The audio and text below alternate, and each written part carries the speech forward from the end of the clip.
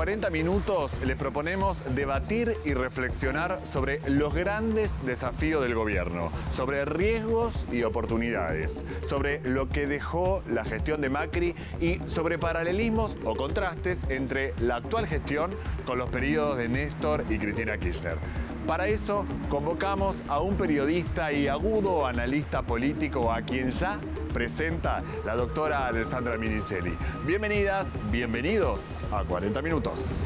Tenemos un invitado de lujo realmente, alguien que puede aportarle mucho valor a esto de la responsabilidad social en la información y en la comunicación. Nuestro invitado es politólogo, es periodista, es historiador. Es Edgardo Moca y le damos la bienvenida. Edgardo, bienvenido a 40 Minutos. Muchísimas gracias, Lali, por invitarme. Es un orgullo estar acá. Edgardo, hace poco escribiste un artículo muy interesante sobre un tema que está muy en discusión hoy y que tiene que ver con la reforma constitucional. Digamos que es un tema para algunos tabú, para algunos disparador, para algunos no hablemos porque es como inoportuno o hay que ser más moderado.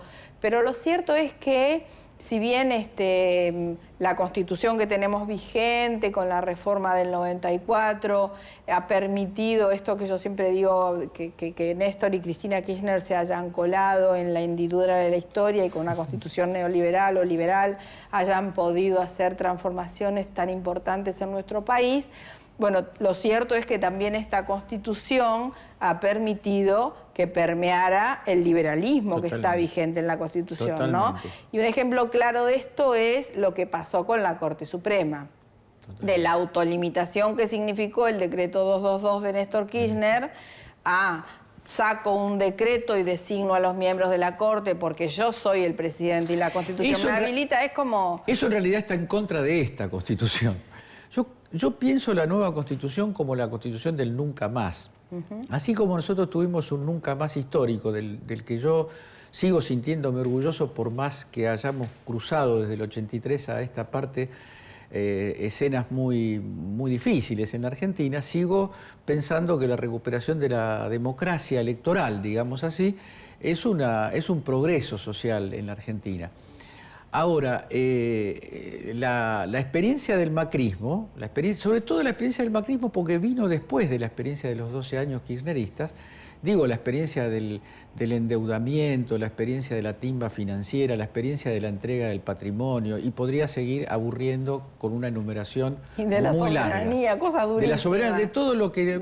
Sí. Digo, eso, de alguna manera nosotros necesitamos para usar las palabras que hoy están funcionando, un contrato social en el que los argentinos y argentinas digamos, eso no lo queremos vivir nunca más. Sí, un blindaje protectivo bien claro. Exacto. Sí. La Constitución es un orden político y si este orden político que viene del 53, pasando por la expropiación ilegal de la Constitución de 1949, que los milicos de la Libertadora, de la fusiladora en realidad, atacaron, es decir, derogaron una Constitución por un bando militar. Sí. Entonces, la recuperación de una tradición popular constitucionalista que para mí tienen Arturo Sampay, hoy en Cholvis, en muchos pensadores, pero tiene en ese texto de la Constitución de 1949 una columna vertebral. Eso plasma un orden político. La idea de la función social de la propiedad. Claro. La idea de la legalidad del capital siempre y cuando se someta a las reglas democráticas que imponen las instituciones del Estado, las instituciones parlamentarias. Todos esos valores centrales. Hay gente que me contesta y dice, pero eso no soluciona nada, porque hay países, ponen el ejemplo de Ecuador, que sancionaron constituciones muy avanzadas, y después vino un gobierno de derecha como el que está en pleno estado de derrumbe hoy, como el que hoy está en el pleno estado de derrumbe, y tira todo por la borda. Eso es inevitable, contra eso no hay respuesta, pero yo lo que digo es, ¿le haría bien o le haría mal al pueblo argentino dedicar un tramo de su historia política a discutir los pilares del orden político. Eso no es una vacuna eterna contra cualquier involución, pero es un proceso de aprendizaje, es un proceso de debate político. Yo me lo imagino no como una discusión entre constitucionalistas, entre expertos jurídicos, sino un debate donde entre los sindicatos, las organizaciones sociales, las organizaciones femeninas, digo, eso siempre es bueno y es sano, y lo estamos comprobando hoy, ¿no? Me parece que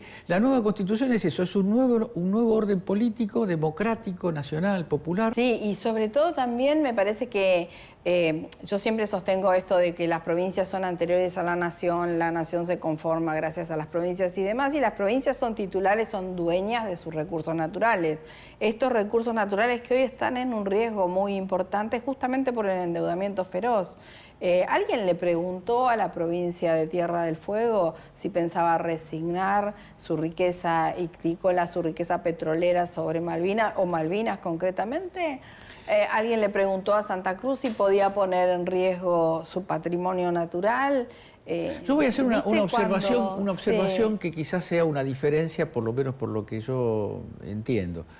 Yo creo que esos recursos son de la nación y yo creo que la Constitución debe recuperarlos para la nación y que el federalismo tiene que ser una apuesta muy fuerte a que las provincias potencien con la solidaridad colectiva del pueblo argentino sus recursos.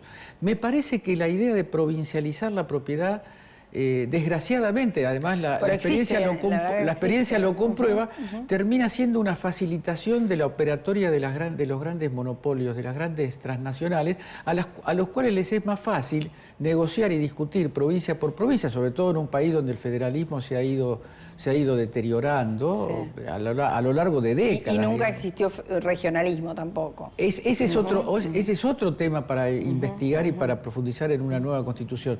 Potenciar sobre la base de asociaciones interprovinciales que ayuden a poner en valor todo lo que una tierra como la Argentina tiene. Entonces yo creo que, bueno, el federalismo es un capítulo hermoso que afortunadamente en este momento vuelve a estar en primera plana y creo que es parte de lo que tenemos que discutir. Bueno, en el marco de lo que veníamos conversando, de esta experiencia de ejercicio de una reforma constitucional, efectivamente, ¿se está pensando, se está imaginando un cambio de modelo del Poder Judicial, por ejemplo? Todos sabemos que hubo una propuesta de Cristina llamada democratización de la justicia que fue declarada inconstitucional en distintos segmentos del Poder Judicial, incluso la Corte Suprema. Hay que buscar los caminos, pero primero, el Poder Judicial tiene que ser un poder donde cambie su composición social, cambie su modo de ser elegido y promovido, cambie el sistema de controles. Quiero decir, un poder judicial donde se hable un lenguaje más parecido al que hablan los seres humanos corrientes de este país, un poder judicial que tenga un compromiso claro con las víctimas, un poder judicial no neutral cuando se habla de la cuestión femenina, ni cuando se habla de la cuestión social de los más pobres y necesitados. Tenemos un poder judicial muy clasista, muy sectario, muy perseguidor a su propio interior. Yo soy miembro, militante también de Justicia Legítima y soy parte de un proceso de estigmatización, de persecución de lo diferente. Todo eso, claro, la cantidad de cosas que estoy diciendo no tienen una temporalidad breve ni sencilla, pero lo que sí sería importante es poner en acción las cosas. Una cosa es que, digamos, todo eso no puede plasmarse en un cambio instantáneo y veloz. Pero eso está bien, pero hay que empezar a producir hechos que, sobre todo, que le den confianza al pueblo en su juez. El Poder Judicial es un poder que está en la mira de los grandes centros de poder. Estados Unidos tiene su política para los poderes judiciales de toda América Latina. Sí. Esto es así. Y nosotros somos funcionales a ellos, claramente. El lawfare Claro. El lawfare es una doctrina. Sí, claro. Cuando vino el embajador nuevo de Estados Unidos, dijo, vengo a ayudar a fortalecer al Poder Judicial. ¿En qué termina? Termina en el episodio de Alessio, termina en el episodio de la colusión absolutamente evidente entre los servicios, lo más podrido de los servicios de inteligencia, lo más podrido de la corporación judicial, lo más podrido de los comunicadores y lo más podrido de la política, ¿no? Más o menos es así. Sí, un gran combo, claro. Es una fotografía del poder real en la Argentina, porque cuando uno dice, y yo estoy de acuerdo, no quiero dejar claro que estoy de acuerdo que hay que evitar que el Poder Judicial se ponga al servicio del Poder Ejecutivo. Ahora, en los tiempos de Néstor y Cristina era exactamente al revés. Yo discuto incluso con gente del espacio político al que de alguna manera, del que de alguna manera formo parte, porque hay una teoría, la teoría del carácter procíclico del Poder Judicial. Es decir, cuando hay un gobierno peronista de una manera y cuando hay un gobierno liberal de otra. Y sin embargo no es así. No es así. Yo los vi a los fiscales un día de lluvia salir a pedir justicia. Un grupo de fiscales con una multitud, ciertamente a su alrededor, pidiendo justicia. Es decir, erosionando la credibilidad en las autoridades constitucionales. Los titulares de la vindicta pública pidiendo justicia. Exactamente. Esto es lo terrible. Exactamente. Sí. Entonces, y no obedeciendo al Poder Ejecutivo, lo que tampoco es ningún ideal, sino manteniendo su lugar funcional en una división de poderes que es una división de poderes dentro de un poder único. Solo poder, claro, el poder es la soberanía popular. Este problema de la enseñanza liberal del derecho hace que sean como compartimentos estancos. Sí, claro, y no como están en principio el Poder Judicial tiene que desconfiar de lo que haga un Poder Ejecutivo, que en la práctica termina siendo cómo erosionar a un gobierno que viene con finalidades que no son las que el establishment persigue. Entonces yo creo que hay que recuperar, todo termina en recuperar la soberanía popular, todo termina en asegurar que un gobierno que tiene mayorías legislativas como tuvo en su momento Cristina y Néstor, pueda hacer la política que corresponde dentro de los márgenes de la Constitución. Ahora, los márgenes de la Constitución es otra paradoja del derecho, porque en la práctica, en nuestras tradiciones judiciales, la Constitución dice lo que los jueces dicen que dice. Entonces hay una especie de suprapoder. Si yo soy juez, y no de la Corte Suprema, sino no quiero nombrar a ninguno para que ningún pueblo se sienta que lo estoy ninguneando, pero de X pueblo perdido en la nada. Soy juez de un juzgado perdido en la nada y digo, la ley de servicios de comunicación audiovisual para mí es inconstitucional. Paraliza sí, claro, una decisión estratégica en un lugar específico.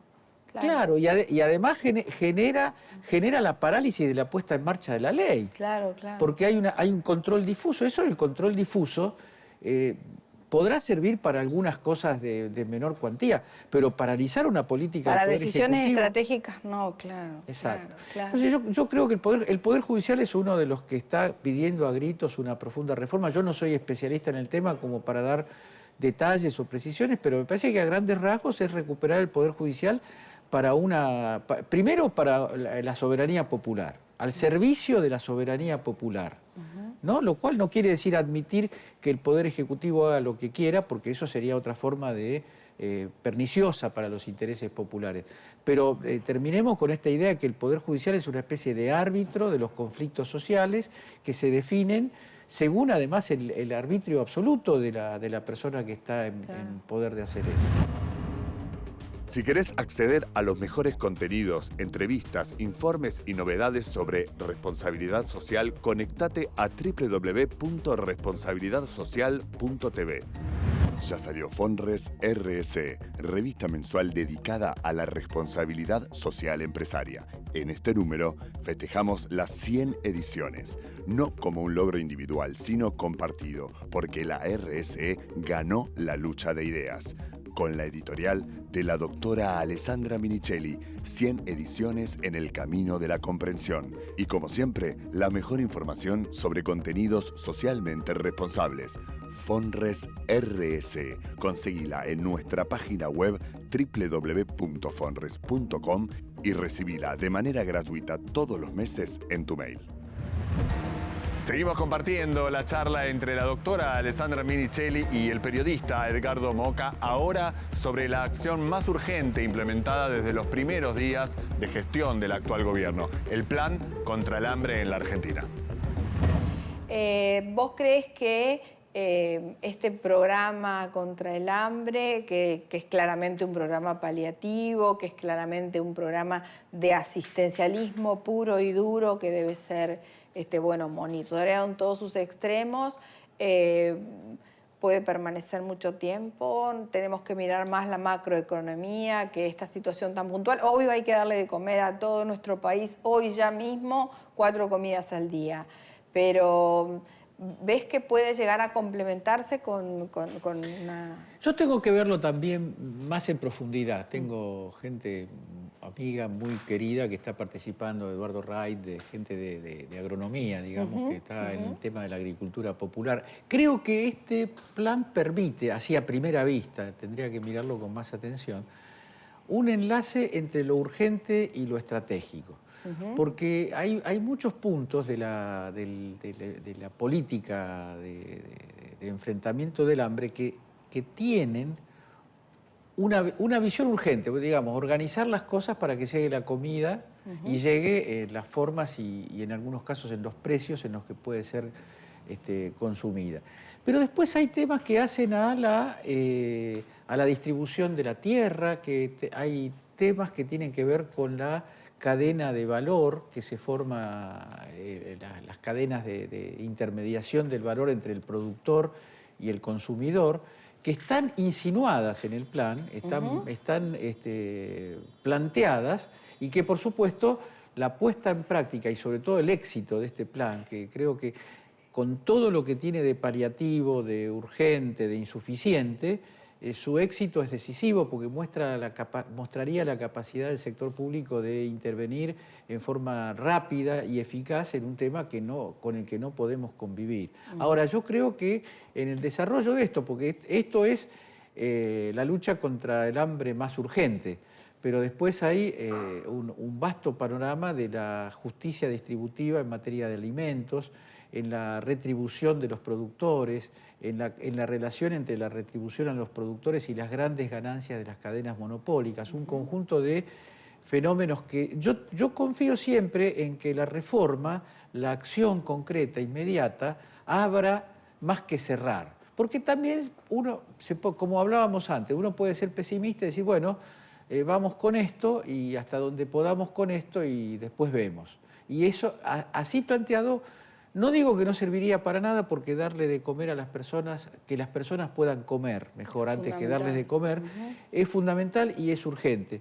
Pero siempre hay que mirarlo, por lo menos del ángulo de que yo lo miro, como bajo la forma de empezar a hacer cosas, de empezar a hacer con el apoyo del Estado, con la dirección del Estado, cosas que al mismo tiempo revelen problemas y contradicciones que hoy quizás no están a la vista. Claro. Porque este tema de la alimentación en un país con los recursos que tiene la Argentina, haber llegado a la situación donde tener que hacer un plan contra el hambre en la Argentina parece una cosa insólita, porque la producción alimenticia de la Argentina no hablo de los 400 millones que son un poco mitológicos, pero empezar a desentrañar las causas o del cómo se llegó a esto. Claro, porque finalmente ahí hay un problema. El país produce, la tierra del país es una tierra que facilita la producción. Y cuando tenés un problema donde la producción es fácil, donde los recursos están a mano y no llegan a las personas necesitadas, hay que ir excavando, hay que ir pensando progresivamente cuáles son las injusticias que hay en toda la cadena. La primera injusticia que hay en la cadena, y esto es absolutamente incorrecto políticamente decirlo así, hoy, es la propiedad de la tierra. El primer problema de la alimentación en la Argentina es que los recursos de la pampa húmeda están concentrados y están negados sistemáticamente cualquier tipo de utilización de esa herramienta natural, que como tal no es de nadie, como nos lo enseñaron las culturas aborígenes, eso es de la Pachamama, no es de las personas. Las personas pueden ser propietarias en términos racionales, en escalas racionales y con los límites racionales que esa propiedad entraña. La idea de que una persona pueda tener como propiedad la superficie de lo que son países enteros, a mí no me van a decir que eso tiene algo de racionalidad. A mí no me van a decir que eso surge de la competencia de mercado capitalista. Sospecho que algo que ver con crímenes muy profundos de la historia eso tiene,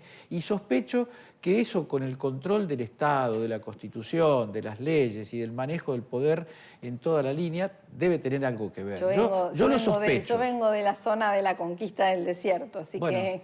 por eso. En Santa Cruz, las grandes extensiones de tierra son de los Menéndez Brown, de los Por supuesto. Cualquier analogía con nombres que hoy circulan son sí, es pura mera casualidad. Coincidencia, sí, como está pasando en Salta también, que veo que los nombres se repiten.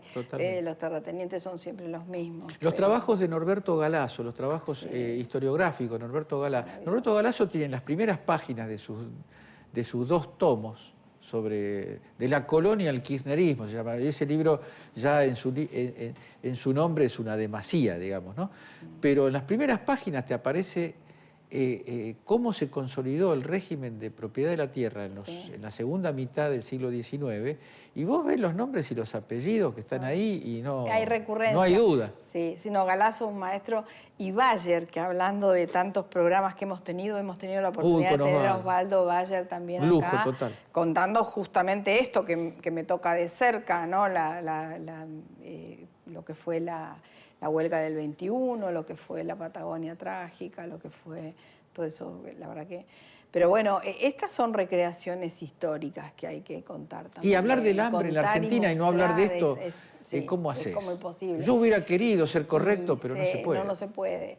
Y también, también está todo un tema impositivo vinculado a esto, ¿no? Porque hoy también las grandes cadenas de productos alimenticios están también concentradas en 4 manos que tienen distintas marcas. Totalmente. Son 4 manos que ocupan también. La góndola, que tienen el monopolio de el monopolio de la propiedad de la tierra termina en el monopolio de la góndola. Es una cosa extraordinaria. Y son los mismos.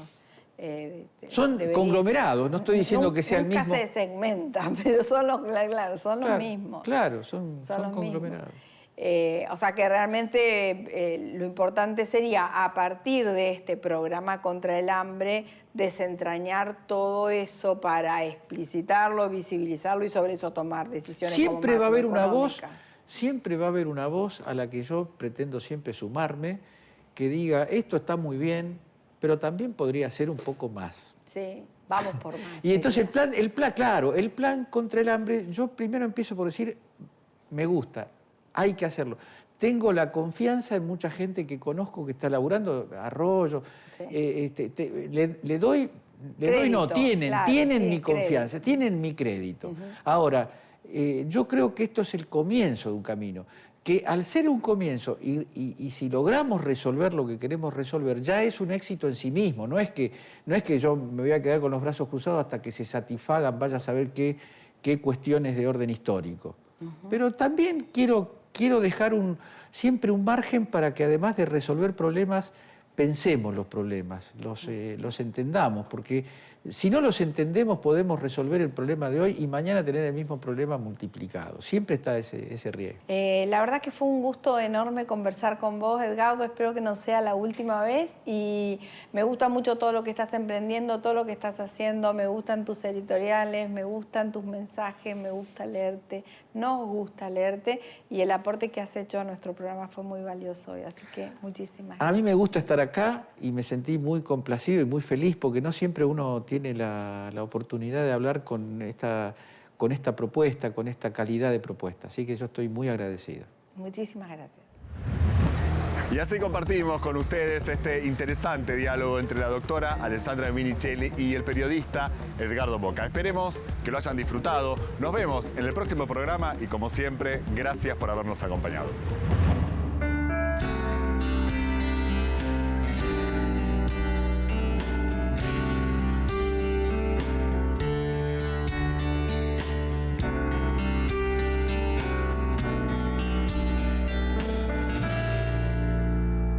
El tiempo fue pasando cuando nos fuimos conociendo, amabas y sufrías.